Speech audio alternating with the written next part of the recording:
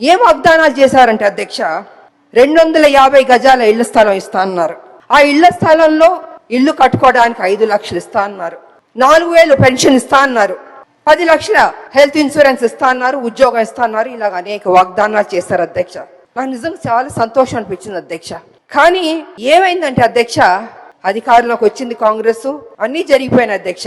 చూస్తూ చూస్తూ 2 సంవత్సరాలు అయిపోయింది అధ్యక్ష. ఇంతవరకు మా ఉద్యమకారులకి మా ప్రభుత్వం ఇవ్వలేదు అధ్యక్ష. అది కొంచెం నాకు బాధగా అనిపించింది అధ్యక్ష. ఎన్నో స్కీములు మనం అనౌన్స్ చేస్తున్నాం, పెడుతున్నాం.